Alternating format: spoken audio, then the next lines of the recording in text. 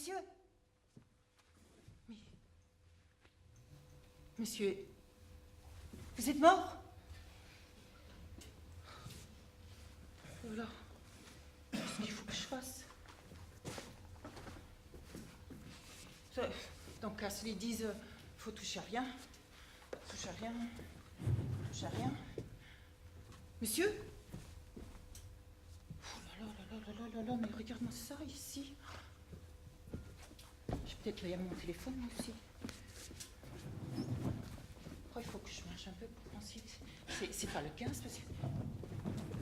Monsieur? Je vais faire le 18.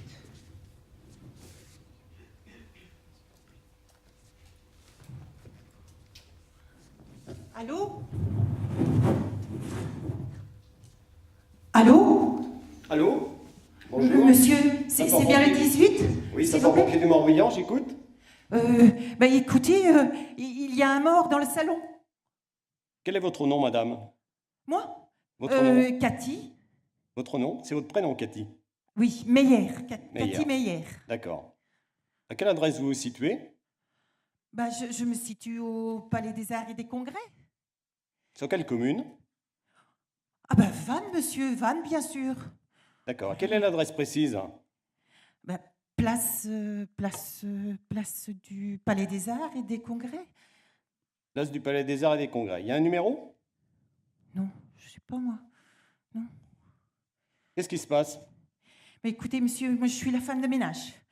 Et je vais vous dire, normalement, j'arrive dans le salon de Gros Pars vers 10h parce que je dois faire les poussières. J'ai déjà fait les sanitaires et tout. J'ai déjà eu du boulot. Hein. Écoutez, monsieur, je suis encore un peu choquée. Hein. Allez-y, calmez-vous, madame. Dites-moi ce qui se passe. Écoutez, il y a un monsieur qui est couché là. Et apparemment, on lui a tiré dessus parce que je vois une arme et tout. Hein. Oh là là là là là là. Mais il y a des couverts. Voilà, il y a des couverts. Monsieur, c'est un salon. Ça s'appelle le salon de Repars. C'est un des salons. Parce qu'il y a d'autres salons. Hein. Donc ce monsieur, il est couché au sol? S'il vous plaît. Il est couché sur le sol? Le monsieur est couché, oui. Oui, il est habillé. Donc hein. il est inconscient? Écoutez, j'arrête pas de dire monsieur. Monsieur? Il vous répond pas? Il répond pas. D'accord. Et vous dites qu'il a été blessé par arme à feu? Écoutez, monsieur, il y a un trou dans sa chemise, au niveau de son 3e bouton. D'accord. Est-ce que vous avez effectué des gestes sur ce monsieur? Non. Moi, j'ai appris que ici, quand on fait du ménage, on ne fait pas des secours. Très bien, madame, très bien. Il est seul là, dans cette pièce? Il n'y a pas d'autres victimes? Avec moi, il est seul avec moi. D'accord. Il n'y a pas d'autres éléments? Il n'y a pas de début d'incendie? Non. Il y a des porte-manteaux. Voilà. D'habitude, le porte-manteau est vide. Est-ce que vous pouvez me donner un numéro de téléphone où je peux vous rappeler? Oui. Vous voulez le mien, peut-être hein? Oui, celui où je peux vous joindre dans les minutes qui viennent. Parce que moi, je dois continuer mon travail, hein, monsieur. Non, vous allez accueillir les secours. Donnez-moi votre téléphone, madame. Écoutez, c'est le 06 10 32 52 19. 06 10 32 52 19. Donc vous êtes au Palais des Congrès de Vannes, place du Palais des Arts, vous m'avez dit, il n'y a pas de numéro? Non, il n'y a pas de numéro. Le salon là, où s'est passé l'incident est au rez-de-chaussée? Oui, il est au rez-de-chaussée. Oui. Donc ce que je vous propose, c'est d'aller accueillir les secours à l'extérieur du bâtiment. Hein, vous placez au niveau de l'entrée principale de l'établissement, vous accueillez les secours. Je vous confirme l'engagement des sapeurs-pompiers et vous pouvez raccrocher. Merci, madame. Merci à vous, monsieur. Au revoir.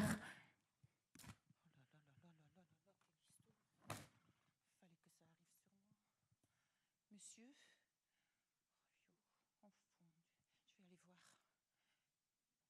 je vais aller voir. Bonjour à tous, donc je suis monsieur Jacques Degnoux, je suis ancien officier de sapeurs-pompiers supérieur du SDIS de Loire-Atlantique. Et je vous propose donc de faire une petite parenthèse pour traiter de l'intervention des sapeurs-pompiers. Donc depuis l'alerte, hein, donc sur le 18, jusqu'à donc leur arrivée sur les lieux. Donc un petit rappel sur l'organisation des sapeurs-pompiers. les sapeurs-pompiers sont organisés au niveau de chaque département, hein, à l'exception donc de la brigade des sapeurs-pompiers de Paris, qui intervient donc sur le territoire de la ville de Paris et 3 départements de la Petite Couronne, hein, le 92, le 93 et le 94. Et on a également donc des marins-pompiers à Marseille. Sinon, les sapeurs-pompiers sont organisés donc départementalement, sous l'autorité du préfet pour ce qui concerne la gestion opérationnelle et du président du conseil d'administration pour ce qui concerne le côté administratif des choses. Dans chaque département, on a donc un centre de traitement de l'alerte que l'on appelle un CTA CODIS et qui donc reçoit les appels, hein, comme vous venez de le vivre à l'instant. Dans chacun des départements, la couverture opérationnelle est donc assurée par des centres d'incendie et de secours. Il y a 3 catégories de centres, bon, je ne vais pas trop m'étendre sur le sujet, des centres de secours principaux, des centres de secours et des centres de première intervention. La différence entre toutes ces structures, c'est le nombre d'interventions qu'ils peuvent réaliser donc en simultané. Donc il y a une couverture qui est définie par les élus du conseil d'administration à partir d'un schéma départemental d'analyse et de couverture des risques qui fixe donc des délais d'intervention et c'est ça qui définit la couverture opérationnelle du département. Les sapeurs-pompiers sont... Il y a 2 catégories de sapeurs-pompiers hein, dans les départements, des professionnels et des volontaires. Et ces sapeurs-pompiers, au niveau donc, de leur centre, sont soit en garde, donc ils sont susceptibles de partir immédiatement en intervention, soit ils sont en astreinte, ça c'est plus dans les centres de sapeurs-pompiers volontaires, avec un délai pour rejoindre le centre et donc partir en intervention. Chaque département fixe un règlement opérationnel. Donc l'approche n'est pas la même au niveau de tous les départements, puisque c'est chaque conseil d'administration qui définit son règlement opérationnel. Ce règlement opérationnel donc, fixe des consignes et il fixe donc la manière dont les secours seront engagés. Hein, tous les départements n'ont pas je dirais, le même potentiel. Il y a des départements extrêmement ruraux, il y a des départements extrêmement urbains, hein, donc la couverture n'est malheureusement pas la même. Mais il y a donc des seuils limites. Une mission de lutte contre l'incendie, par exemple, c'est un fourgon avec un minimum de 6 à 8 sapeurs-pompiers. Un véhicule d'assistance aux victimes, hein, c'est ce qui va nous intéresser dans le cas présent, c'est au minimum un véhicule de secours et d'assistance aux victimes avec 3 ou 4 sapeurs-pompiers. Et toute autre intervention, c'est un minimum de 2 sapeurs-pompiers. Le traitement de l'alerte. Notre premier témoin a choisi donc d'appeler, en fonction de la scène qu'elle a découverte, le 18. Donc les sapeurs-pompiers reçoivent les appels du 18 et du 112 au niveau de leur centre de traitement de l'alerte. On appelle ça généralement le CTA CODIS. Le volet CTA, c'est plus le volet réception des appels. Le volet CODIS, c'est ensuite plus le volet gestion de l'intervention. Le 15 réceptionne, donc le centre 15 réceptionne donc les interventions à caractère médical et tout ce qui relève de l'aide médicale d'urgence, avec l'intervention donc des SMUR. Le 17, un numéro bien connu pour ce qui concerne les troubles de l'ordre public, donc pour la police et la gendarmerie. Il faut savoir que tous ces centres sont interconnectés entre eux. Il y a des liaisons spécialisées entre tous ces centres. Et donc, il y a des possibilités, notamment avec le SAMU Centre 15, lors d'un appel, d'une conversation à 3 entre le témoin, le CTA CODIS et le Centre 15. Il existe aussi des départements, ça vient progressivement, où il y a un centre de gestion de l'alerte qui est commun à tous ces acteurs. L'engagement des moyens. Donc, en fonction des informations qui vont être portées à sa connaissance, donc, le CTA CODIS va engager ce qu'on appelle des départs types. Le premier témoin va apporter un certain nombre d'informations. Donc, ces informations sont enregistrées sur un logiciel d'alerte. Et donc, ce logiciel d'alerte va proposer au stationnaire un départ type que ce stationnaire pourra adapter à la situation, adapter aux renseignements qu'il a recueillis du premier témoin. Donc, c'est un logiciel d'aide à la décision.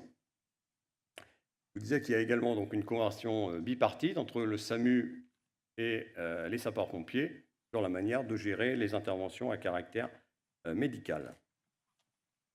Les départs types, donc il y a des départs types pour traiter 4 types d'interventions: les incendies, les accidents de la circulation, le secours à personne et les opérations diverses.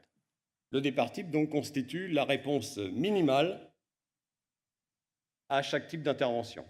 Je vous l'ai dit, c'est donc un départ type est une aide à la décision pour le gestionnaire de l'alerte.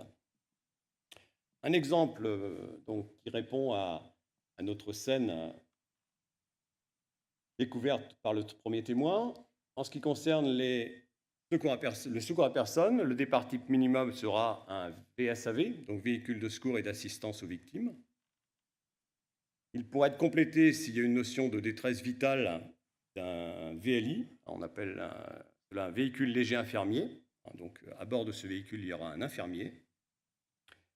Si éventuellement on se retrouve face à une situation de personnes ne répondant pas aux appels, ce qu'on appelle un SAPNRP, secours à personne, personne ne répondant pas aux appels, ce qui est assez fréquent en termes de demande de secours, on engage, outre le véhicule de secours à victime, un véhicule permettant d'accéder au lieu de l'intervention, au lieu supposé où il peut donc exister une victime. Donc ça, ce sera fonction de la hauteur du bâtiment, ce sera un véhicule qu'on appelle tout usage. Si c'est un lieu R+2 maximum, on pourra éventuellement engager un moyen aérien si c'est un bâtiment plus élevé, supérieur à R+2. En fonction des renseignements collectés, le stationnaire peut toujours ajouter des moyens. Ce sera le cas, vraisemblablement, sur une situation comme celle-là. Un petit glossaire, mais je vous ai dit à quoi correspondaient ces abréviations. Il y a beaucoup d'abréviations dans le milieu sapeur-pompier. Donc, face à cette situation, et en regard donc des renseignements que le stationnaire a recueillis, donc il y a une notion de victime inconsciente. Donc, le témoin ne peut pas nous affirmer que cette personne est décédée.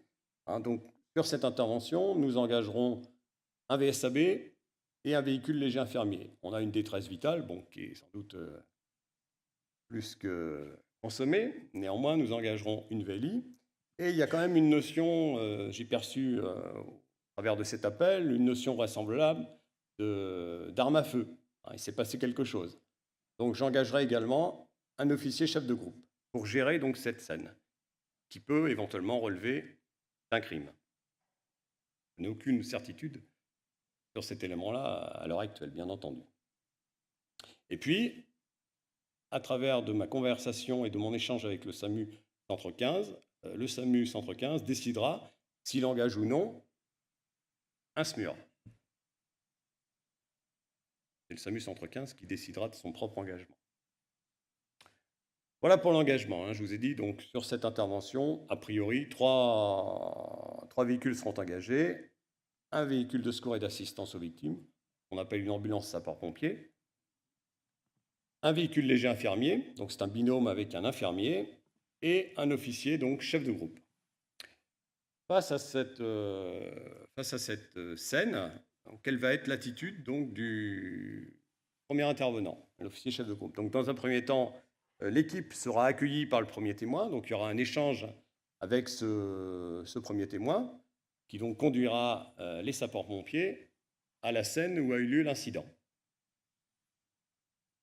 Donc un premier bilan, je dirais, de l'état de la victime sera réalisé par les premiers intervenants. Là, visiblement, ils vont vite conclure que la victime est déjà décédée. Et ils vont se rendre compte qu'il s'agit vraisemblablement soit d'une scène de crime, soit d'un suicide. Enfin, ce n'est pas une mort tout à fait naturelle. Donc il va y avoir immédiatement une volonté de préserver les lieux. C'est ce qu'on va appeler les mesures conservatoires. Dans le cas présent, la préservation des indices. Nous en apprendrons beaucoup plus dans le reste de la journée, mais les premiers intervenants sapeurs-pompiers sont bien sûr sensibilisés à ces éléments-là. Ils vont également rechercher s'il n'y a pas d'autres incidents, s'il n'y a pas une possibilité d'évolution de la scène qu'ils découvrent, à travers, par exemple, un début d'incendie dans un autre local, une seconde victime dans un autre local. Donc, ils vont procéder à ce qu'on appelle une reconnaissance des lieux, de l'ensemble des lieux concernés par l'incident. Et ils vont donc sécuriser cette zone d'intervention jusqu'à l'arrivée des forces de l'ordre. Les forces de l'ordre ont été prévenues dès l'appel. Je vous dis qu'il y a des liaisons spécialisées entre le SAMU Centre 15, le 17 et le 18. En fonction de celui qui reçoit l'appel, il y aura toujours une information des autres services publics. Immédiatement, donc après, dans les minutes qui vont suivre son arrivée sur les lieux, le chef de groupe, donc qui est le responsable du détachement, va passer un message au CTA Codis, ce qu'on appelle le message d'ambiance. Donc c'est un message très rapide qui va être passé dans les 5 minutes. Et il va donc informer le CTA Codis de la teneur de la scène. À travers 3 réponses, je suis au Palais des Congrès de Vannes, dans telle salle. Je vois une victime inconsciente, déjà décédée, vraisemblablement, donc Delta Charlie Delta, qui a été tuée par arme à feu. Je ne sais pas s'il s'agit d'un crime ou d'un suicide. Et je demande donc les forces de l'ordre. Voilà. Le premier message d'ambiance, c'est pour informer le CTA Codis de la teneur de l'intervention. Et bien sûr engager, dans le cas présent, les forces de l'ordre qui vont avoir un rôle important à jouer. Le rôle des sapeurs-pompiers sur cette intervention, ils vont se retirer très rapidement en évitant de modifier donc la scène qu'ils ont pu découvrir. Voilà ce que je peux vous dire. Je vais passer maintenant la parole aux intervenants suivants, donc qui sont les forces de l'ordre.